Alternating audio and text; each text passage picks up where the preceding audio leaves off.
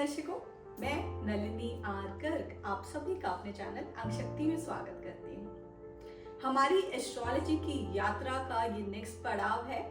हमने अभी तक 12 घरों की चर्चा की, उसके बाद हमने 5 प्लैनेट्स को, उनके कारक तत्वों को जाना।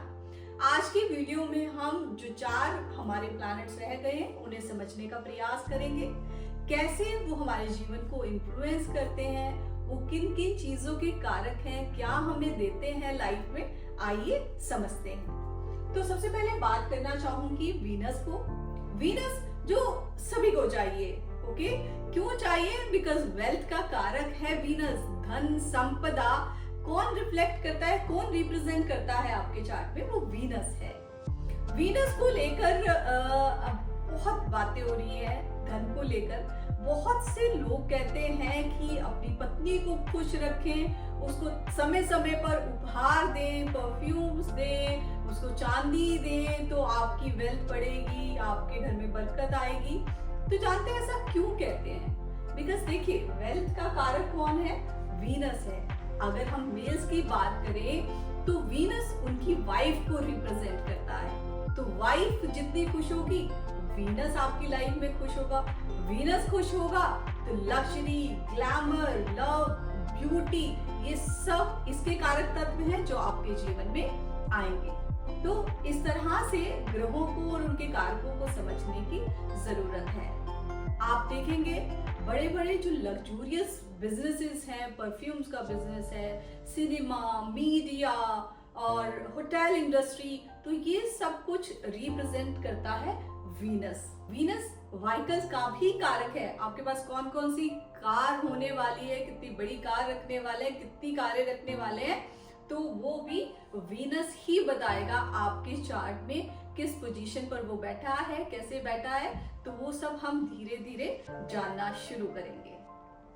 अगर हम बात करें सैटर्न की, सैटर्न हमेशा से चर्चाओं में रहा है। सैटर्न को लेकर बहुत सारी धारणाएं बनी हुई हैं कि सैटर्न आएगा तो पता नहीं आपके जीवन में क्या बवाल हो जाएगा। तो देखिए, सैटर्न को कर्म का प्लैनेट बोलते हैं। तो आपने कैसे कर्म किए हैं अपने जीवन में, या कर आए हैं, किस तरह के प्रारब्ध लेकर आए हैं, वो उसी अनुसार जब सैटर्न की दशा होती है, चाहे वो 7.5 के रूप में हमारे जीवन में आए, ढैया के रूप में आए, महादशा के रूप में आए, अंतरदशा के रूप में आए, तो वो आपको उसी हिसाब से रिजल्ट देगी।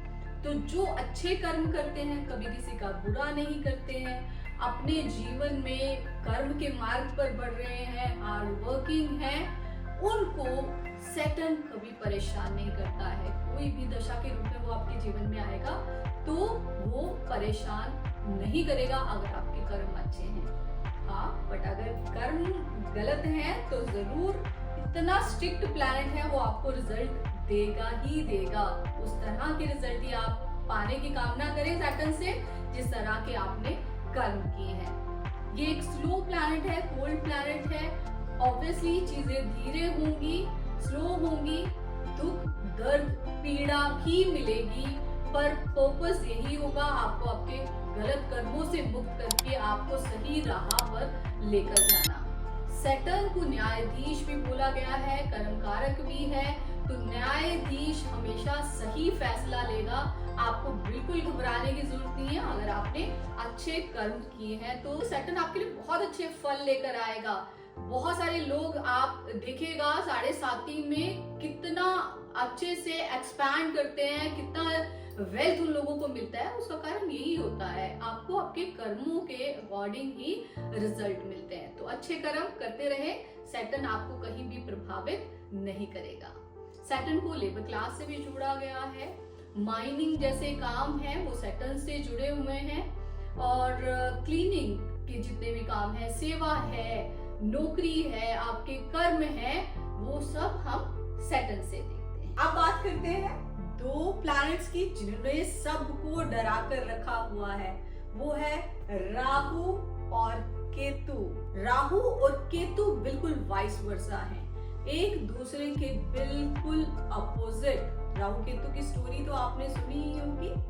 अभी वो स्टोरी मैं आपको नहीं बता पाऊंगी, पर आने वाले समय में हम उसको भी जरूर चर्चा में लेकर आएंगे कि राहु और केतु कैसे अस्तित्व में आए, और कैसे वो प्लैनेट्स का पार्ट बने।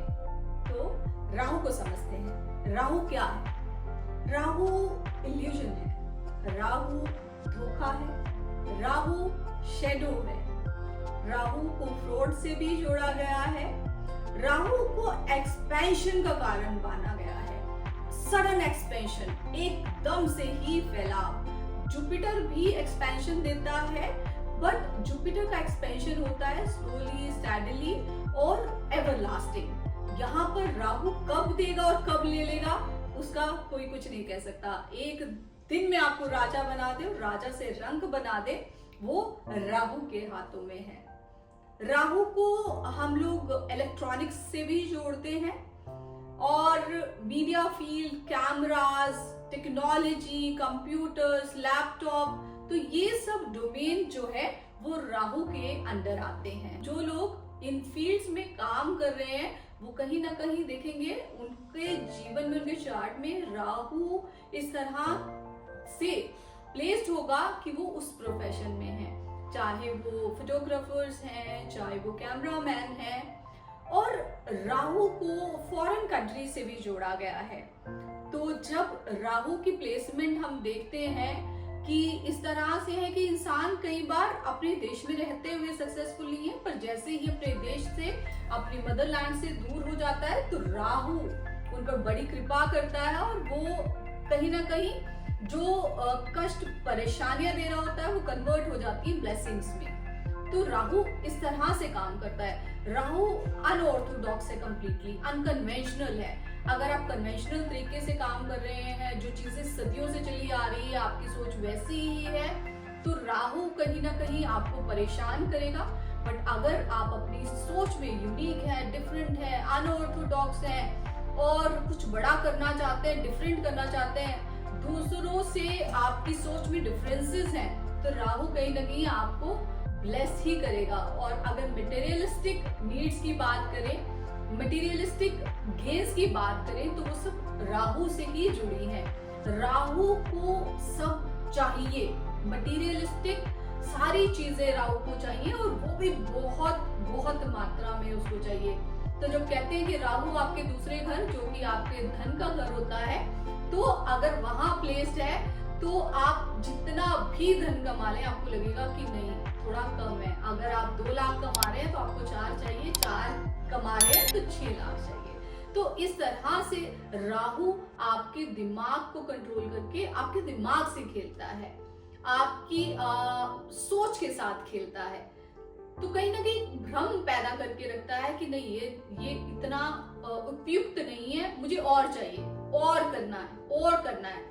तो इस तरह से राहु काम करता है, एक्सपेंशन का कारक है, तो सब कुछ बहुत बड़ी मात्रा में चाहिए। जिस घर में बैठेगा, जिस प्लैनेट के साथ बैठेगा, वैसा ही हो जाएगा और वही चीजें उसको आपको दिलवानी है आपकी लाइफ में। बस उसको समझने की कोशिश करें कि क्या चाह रहा है और वैसे ही काम करें, तो राहु कहीं ना कहीं आपके लिए ब्लिस हो जाएगा, आपको आशीर्वाद देगा और अपनी मटेरियलिस्टिक डिजायर्स जरूर पूरी करेगा। अब बात करते हैं केतु की। मैंने बोला राहु केतु वाइस वर्सा है।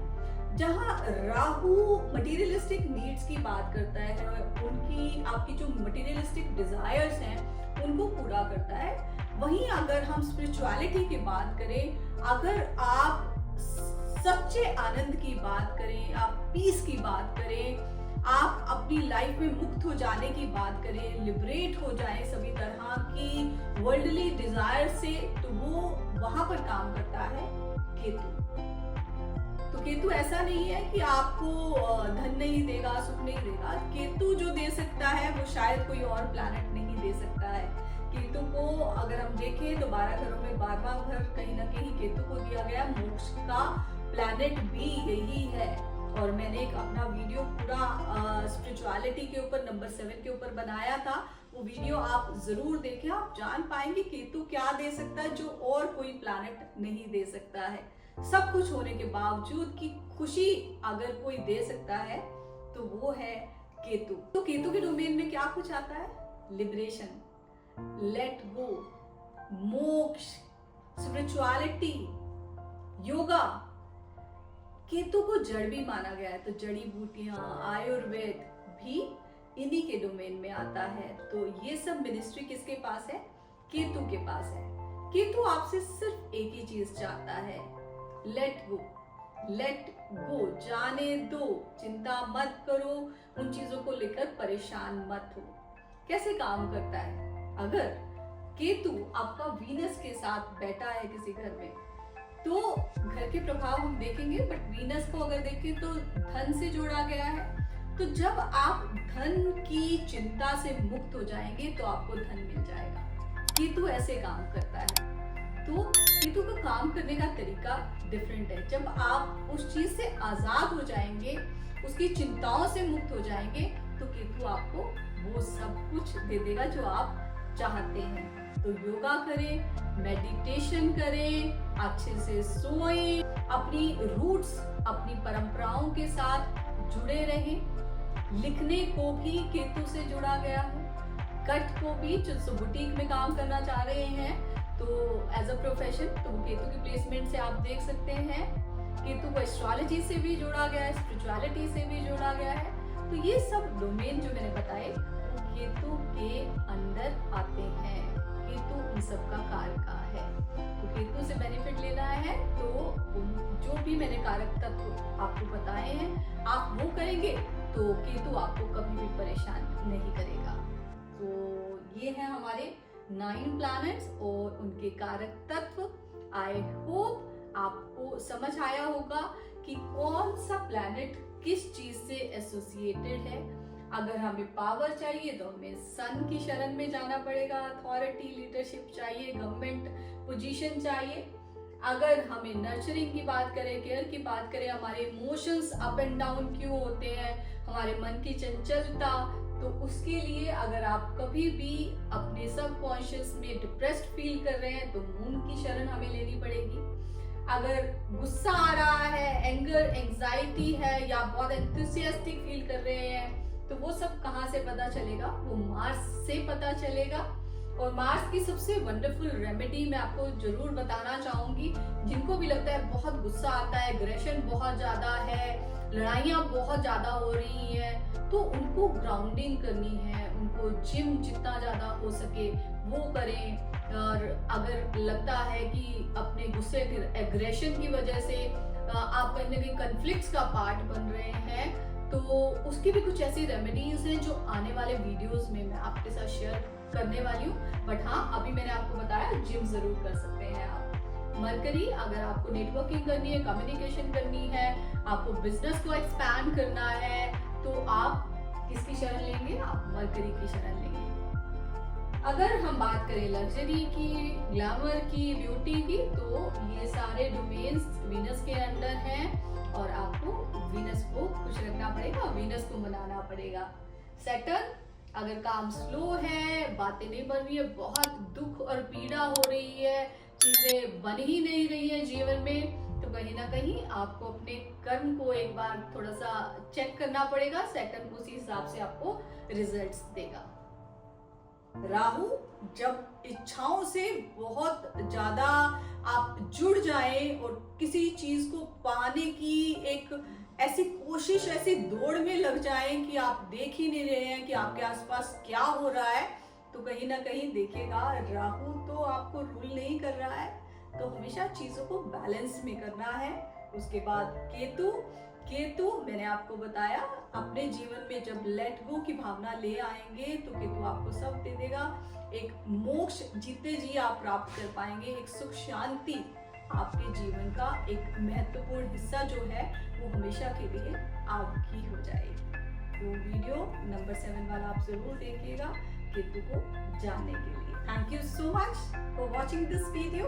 अब हमने एस्ट्रोलॉजी के 2 महत्वपूर्ण पड़ाव पार कर लिए हैं। हमने 12 घरों को जान लिया है, हमने 9 ग्रह को जान लिया है। आने वाले वीडियोस में बात करने वाली हूँ 12 राशियों की, और उसके बाद हम कैसे प्रेडिक्शंस करते हैं, कैसे एस्ट्रोलॉजिकल ज्ञान को जानते हुए तो हमारी लाइफ को प्लैनेट्स क्या चाह रहे हैं, हमसे कैसे चाह रहे हैं, तो वो सब एनालिसिस जो है वो हम करना स्टार्ट कर पाएंगे और अपने जीवन को सुख शांति समृद्धि के मार्ग पर ले जाएंगे। Thank you so much. Those who have subscribed my channel and liked and share my videos, जिन्होंने नहीं किया है उनको मैं तहे दिल से यही रिक्वेस्ट करना चाहूँगी, प्लीज़ आने वाले वीडियोस के लिए मेरे चैनल को अभी के अभी सब्सक्राइब करें, मेरे वीडियोस को प्लीज़ लाइक एंड शेयर करें, ताकि ये महाविज्ञान लोगों तक जन जन तक पहुँच सके।